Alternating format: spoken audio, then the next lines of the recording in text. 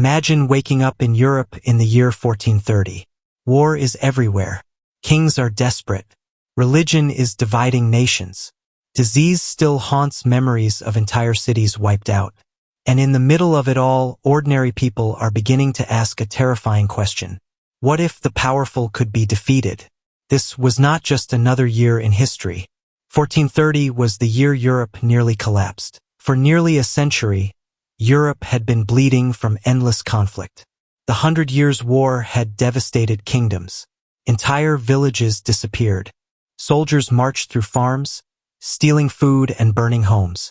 At the same time, the shadow of the plague still haunted Europe. Though the worst years of the Black Death had passed, smaller outbreaks continued to strike. Fear of disease never truly disappeared. People lived with uncertainty. Food shortages were common. Poverty was rising, and trust in powerful institutions was beginning to crack.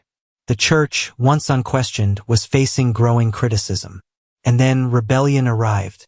In the heart of Central Europe, in a land called Bohemia, part of today's Czech Republic, something dangerous was happening. Years earlier, a preacher named Jan Hus had dared to challenge the church.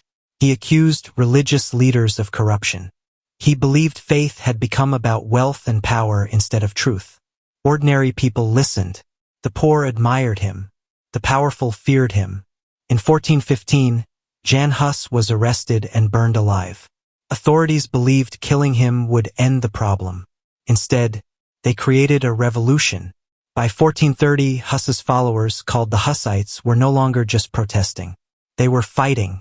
Kings and church leaders across Europe watched in horror as peasants, workers, and ordinary citizens picked up weapons against powerful armies.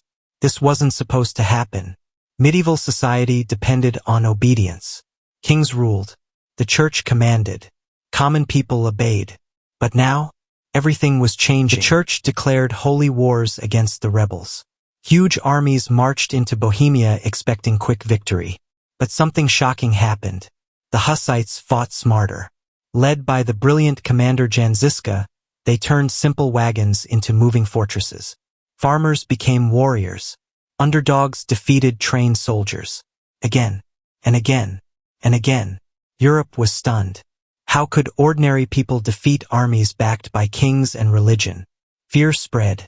Because this was no longer just about Bohemia. Rulers worried that rebellion could spread. What if peasants in other kingdoms rose up? What if people stopped trusting the church? What if Europe's entire system collapsed? For many leaders, 1430 felt like the beginning of the end, and the crisis didn't stop there. The 100 Years' War continued draining resources. Political struggles weakened kingdoms. Economic hardship frustrated ordinary people. Everywhere people looked, uncertainty waited. Europe stood on fragile ground. One wrong move, one larger rebellion, one failed king, and history might have unfolded very differently. For a moment, medieval Europe looked dangerously close to collapse. But Europe survived. The rebellions eventually weakened. Kingdoms recovered. And order slowly returned. Yet the events of 1430 changed something forever. People had seen that power could be challenged. That kings could struggle. That institutions could crack.